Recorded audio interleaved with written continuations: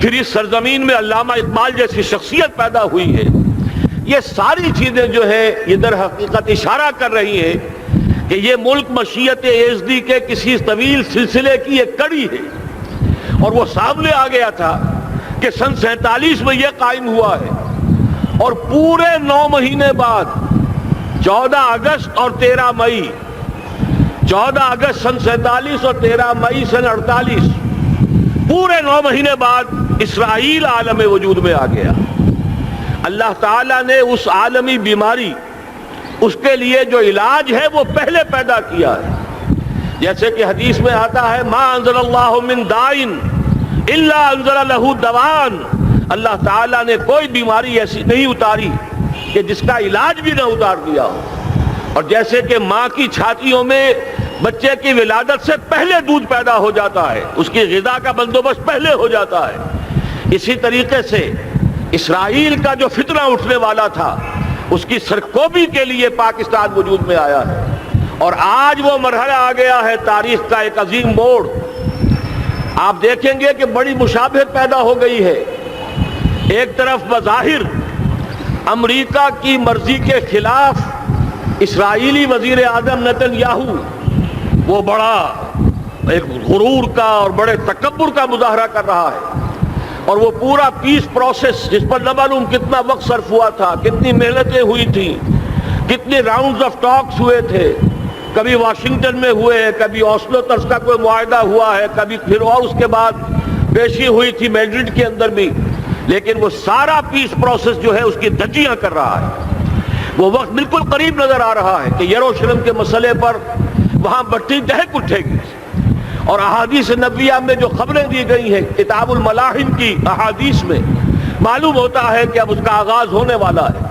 Nitin Yahoo کو امریکہ کے خلاف جانے کا اصل میں حوصلہ کیوں بڑھ رہا ہے؟ اس لیے کہ اسے معلوم ہے کہ فرنگ کی رگیں جہاں پنجہ یہود میں ہے، چاہے کلنٹن ہو یا کلنٹن کا باپ ہو، یہودی لابی وہاں کی اتنی مضبوط ہے، کانگریس میں اور سینٹ میں ان کا اتنا اثر ہے کہ کوئی بھی وہاں شخص بڑے سے بڑا طاقتور اور بڑے سے بڑا اختیارات کا حامل اسرائیل کی مرضی کے خلاف نہیں جا سکتا. یہی معاملہ یہاں نظر آ رہا ہے. بظاہر تو ناراضگی کا اظہار ہوا ہے، لیکن یہ بات اب تو کھلتی چلی جا رہی ہے. حقیقت یہ ہے کہ یہود اور ہنود کا بڑا گہرا لنک قائم ہو چکا ہے، اور یہ بھٹیاں آپ دونوں طرف دہکیں گی. میں اس سے پہلے بارہا کہہ چکا ہوں، ملت اسلامیہ تقریباً 150 کروڑ افراد پر مشتمل ہے، لیکن اس میں سے تقریباً 20 کروڑ عرب ہیں. ان کو اللہ نے خصوصی فضیلت دی تھی. یہ تھے کہ جن کی زبان میں قرآن نازل ہوا. خود محمد عربی صلی اللہ علیہ وسلم عرب تھے، انہیں جو فضیلت عطا کی تھی، لیکن بدقسمتی سے اس دور میں آ کر بھی انہوں نے آزادی حاصل کرنے کے بعد بھی اپنا قبلہ درست نہیں کیا. کسی نے ماسکو کی طرف رخ کیا، کسی نے واشنگٹن کا رخ کیا، اللہ اور اس کے رسول کی طرف رخ نہیں ہوا. واقعہ یہ ہے کہ مجرم ہیں. دوسرے بڑے مجرم 150 کروڑ میں سے 10%، یہ 15 کروڑ مسلمان ہیں. حالیہ جو سینسس ہمارا ہوا ہے اس کے بعد اندازہ ہو رہا ہے کہ یہاں کی آبادی 15 کروڑ ہو چکی ہے. 10% امت مسلمہ کا مسلمانان پاکستان ہے، اور یہ اس اعتبار سے کہ اسلام کے نام پر ملک بنا کر نصف صدی گزار چکے، لیکن یہاں پر اسلام کا بول بالا نہیں ہوا، کتاب و سنت کی بالادستی پر اعلان نہیں ہوا. دستور میں ساری اسلامی دفعات موجود، لیکن اس کے ساتھ ہی ایسے خلا موجود، چور دروازے موجود کہ کوئی دفعہ بھی مؤثر نہیں ہے. یہ منافقت کا پلندہ لے کر ہم چل رہے ہیں اس دستور کو، اس دستور مملکت پاکستان کو. لہذا واقعہ یہ ہے کہ یہ بھٹی جو ہے اب ہماری آزمائش کے لیے آگ ابراہیم ہے، نمرود ہے. کیا کسی کو پھر کسی کا امتحان مقصود ہے؟ اس لیے میں نے وہ آیت بھی آپ کو سنائی، وَلَنَبْلُوَنَّكُمْ بِشَيْءٍ مِّنَ الْخَوْفِ وَالْجُوعِ. آج کی صورتحال پر غور کیجئے، کس درجے یہ الفاظ ہمارے جو ہیں وہ ثابت ہو رہے ہیں اور جس اپلائی ہو رہے ہیں. ایک خطرہ پیدا ہو چکا ہے. واقعہ یہ ہے کہ کوئی کرائسس ہو، کوئی خطرہ ہو، کوئی اندیشہ ہو تو قوم جاگ جایا کرتی ہے. اور اس کے بعد حقیقت یہ ہے اگر ہم نے جرأت کر لی، اور مجھے یقین ہے کہ ہو جائے گا، کچھ لیت و لال ہے، کچھ تاخیر ہے، حکومت کے کچھ اعلانات دو طرفہ سے بھی آ جاتے ہیں، لیکن مجھے یقین ہے یہ دھماکہ ہوگا، یہ مشیت اعزدی ہے، یہ شدنی امر ہے، یہ ہوگا۔ اور اس کے بعد یقیناً اس آیت مبارکہ کا دوسرا لفظ ہم پر منطبق ہوگا، وَلَنَبْلُوَنَّكُمْ بِشَيْءٍ مِّنَ الْخَوْفِ وَالْجُوعِ۔ یہاں دوسرا لفظ بھوک کا لفظ ہے، ہم پر سختیاں آئیں گی یقیناً۔ الکفر ملت واحدہ، پوری دنیا امریکہ کی زیر سرپرستی ہمارے خلاف کھڑی ہوگی، ہمارے اوپر پابندیاں لگیں گی، لیکن شاید ہمارے جذبہ ایمانی کو بیدار کرنے کے لیے اللہ تعالیٰ اسی کو ذریعہ بنا دے، اور پھر اس کے ذریعے سے پورے عالم اسلام میں عوامی سطح پر جو ہمدردی پیدا ہوگی پاکستان کے ساتھ، اس کے آثار شروع ہو گئے ہیں۔ کبھی قطر کی طرف سے خبر آ رہی ہے، کبھی الاحرام کا جو ہے وہاں بات سامنے آ رہی ہے۔ معلوم ہو رہا ہے کہ جو بھی پبلک اوپینین ہے پورے عالم اسلام میں، اس کی وجہ کیا ہے؟ میں نے اپنے پچھلے جمعے کے خطاب میں عرض کیا تھا کہ جیسے پاکستان سلطنت خداداد پاکستان ہے، ایسے ہی اس کی ایٹمی صلاحیت یہ بھی خداداد ہے، اللہ نے چھپر پھاڑ کر ہمیں دی ہے۔ ایسا نہیں تھا کہ ہم نے لیبارٹریاں بنائی ہوں، ہمارے سینکڑوں اور ہزاروں سائنسدان ریسرچ میں لگے ہوئے ہوں، نہیں، اچانک اللہ تعالیٰ کی طرف سے ہمیں ایک نعمت غیر مترقبہ عطا ہو گئی ڈاکٹر عبدالقدیر کی شکل میں۔ پھر نہ معلوم کس کس ذریعے سے اس پروگرام کو آگے بڑھانے کے لیے جن پرزوں کی ضرورت تھی، کس کس ذریعے سے وہ پرزے یہاں پہنچے ہیں۔ یہ بھی خالص خداداد صلاحیت ہے، اور اس کو سمجھ لینا چاہیے کہ یہ ہمارے لیے ایک فرض کفایہ کے درجے میں ہے پوری امت مسلمہ کی طرف سے۔ اس کی وجہ کیا ہے؟ پورے عالم اسلام میں کہیں اور یہ صلاحیت موجود نہیں۔ کچھ ایٹمی دانت نکلنے کا امکان پیدا ہوا تھا عراق میں، آپ کو معلوم ہے کئی سال پہلے اسرائیل کے جیٹس آئے اور اس کی ایٹمی تنصیبات کو تہس نہس کر کے چلے گئے۔ اس کے بعد جو کچھ ہوا ہے خلیج کی جنگ میں، اس کا اگلا پچھلا کھایا پیا سارا اگلوا دیا، اور اس کے لیے جو پابندیاں ہیں شدید سے شدید تر ابھی تک چلی آ رہی ہیں۔ تو اچھی طرح سمجھ لیجئے کہ پورے عالم اسلام میں صرف ایک پاکستان ہے، پوری دنیا میں صرف ایک ملک ہے جو اسلام کے نام پر بنا، پورے عالم اسلام میں صرف ایک ملک ہے جس کے پاس ایٹمی استعداد ہے۔ ان دونوں چیزوں کو سامنے رکھیے تو پھر مشیت اعزدی میں مختلف چیزیں جو اللہ تعالیٰ کی اس تدبیر کے اندر موجود ہیں، اس کی کچھ نہ کچھ کڑیاں جو ہے ملتی نظر آتی ہیں۔ لہذا اگر یہ معاملہ ہو جاتا ہے تو یقیناً اگرچہ سختی آئے گی، وَلَنَبْلُوَنَّكُمْ بِشَيْءٍ مِّنَ الْخَوْفِ وَالْجُوعِ، لیکن ایک تو یہ کہ اس قوم کے اندر سے انشاءاللہ جذبہ ایمانی برآمد ہوگا، اس قوم کے اندر سے ایثار اور قربانی کے جذبات برآمد ہوں گے، پورے عالم اسلام کی اخلاقی سپورٹ اسے حاصل ہوگی۔ اور میں یہ سمجھتا ہوں کہ جیسے نوائے وقت نے بھی بہت اچھا کیا، کل یا پرسوں کے اپنے جو سر وقت پر وہ احادیث شائع کر دی ہیں، جن میں سے دوسری حدیث بڑی معنی خیز ہے۔ حضور نے فرمایا اصابتان احرزہم اللہ من النار، دو لشکر ایسے ہیں کہ جن کو اللہ تعالیٰ نے جہنم کی آگ سے چھٹکارے کا پروانہ دے دیا، وہ لشکر جو ہیں وہ جہنم کی آگ سے چھٹکارا پا گئے، احرزہم اللہ من النار۔ وہ دونوں لشکر کون سے ہوں گے؟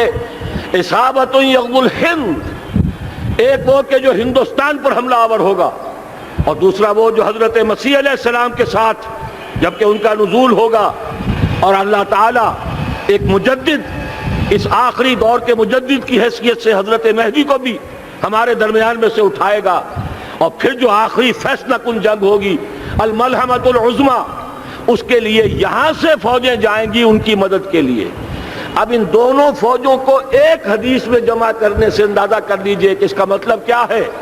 یہ علاقہ پاکستان اور اس سے ملحق افغانستان، یہ علاقہ ہے کہ جو اسلام کا گہوارہ پہلے بنے گا، یہاں سے فوجیں جائیں گی، اور دائیں بھی اور بائیں بھی، مشرق میں بھی اور مغرب میں بھی، اور یہیں سے انشاءاللہ تعالی اسلام کا جو عالمی غلبے کا جو وعدہ ہے اللہ کا، کی خبر دی ہے محمد رسول اللہ صلی اللہ علیہ وسلم نے، لا يبقى على الارض بیت وبر ولا مدر الا ادخلہ اللہ کلمۃ الاسلام، اس روئے ارضی پر کوئی گھر بچے گا نہ خیمہ بچے گا جس میں اللہ تعالیٰ کلمہ اسلام کو داخل نہ کر دے۔ وہ حدیث کے جس کے بارے میں فرمایا گیا، حضور نے ارشاد فرمایا، حضرت ثوبان سے روایت ہے کہ اللہ تعالیٰ نے میرے لیے ساری زمین کو سمیٹ دیا۔ ان اللہ زوالی الارض فرأیت مشارقہا و مغاربہا، میں نے اس زمین کے سارے مشرق دیکھ لیے، سارے مغرب دیکھ لیے، لیکن یہ جان لو ان امتی سیبلغ ملکہا ما ذوی لی منہا، میری امت کی حکومت ان تمام علاقوں پر قائم ہو کر رہے گی جو پوری زمین کو لپیٹ کر مجھے دکھا دیے گئے۔ یہ وعدہ پورا ہونا ہے، اور اس وعدے کا نقطہ آغاز یہی سرزمین، اور جیسا کہ ہمیں افغانستان میں آثار نظر آ رہے ہیں، ایک خالص دینی مذہبی حکومت قائم ہو چکی ہے۔ افغانستان کا 80% علاقہ امن کا گہوارہ بن چکا ہے، علماء کی وہاں قیادت ہے اور حکومت ہے۔ یہ پاکستان اور افغانستان مل کر، جیسا کہ آپ کو یاد ہوگا میں نے جب تجویز پیش کی تھی کہ حکومت پاکستان فوراً تسلیم کرے طالبان کو، اللہ کا شکر ہے، میں سمجھ یہ نہیں کہتا کہ میرے کہنے کی وجہ سے ہوا، لیکن بہرحال اللہ کا فضل ہوا کہ چند دن کے بعد ہی حکومت پاکستان نے تسلیم کر لیا طالبان کی حکومت کو۔ میری دوسری تجویز ابھی پینڈنگ ہے، پاکستان اور افغانستان کا کے درمیان کانفیڈریشن قائم کیا جائے۔ یہ ملک دونوں مل کر واقعتاً، کہ ایک نے واقعتاً 15 لاکھ سے زیادہ جانیں دے کر مرنا سیکھ لیا ہے، اور جو قوم مرنا سیکھ لے اسے کوئی مار نہیں سکتا، اسے کوئی شکست نہیں دے سکتا۔ اور ایک وہ قوم ہے پاکستان میں کہ جو 400 سال کی تجدیدی مسائی کے اثرات کی امین ہے، یہ اس کا تراث علمی ہے، چاہے وہ تحریک حضرت مجدد الفسانی کی تھی، چاہے وہ علمی تحریک شاہ ولی اللہ کی تھی، چاہے وہ تحریک جہاد سید احمد بریلوی کا تھا، چاہے اور جو بھی رجال عظیم پیدا ہوئے ہیں 14ویں صدی ہجری میں، ان سب کے اثرات یہاں موجود ہیں۔ یہ چیزیں مل کر وہ طاقت بنے گی کہ یہاں سے اسلام پھر پھیلے گا، مشرق کی طرف بھی مغرب کی طرف بھی۔ اصابۃ تغزو الہند و اصابۃ مع عیسیٰ ابن مریم، یہ چیزیں جو ہونی ہیں الحمدللہ میں سمجھتا ہوں کہ اب تیزی کے ساتھ حالات اس رخ پر جا رہے ہیں۔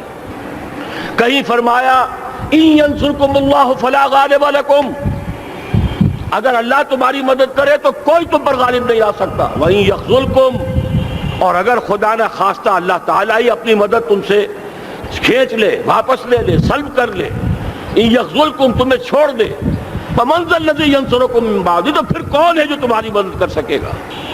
اس مرحلے پر سیاسی جماعتیں اپنی جو ان کا مزاج ہے اس کے مطابق چاہتی ہیں کہ کیپٹلائز کریں، پولیٹیکل مفادات حاصل کریں۔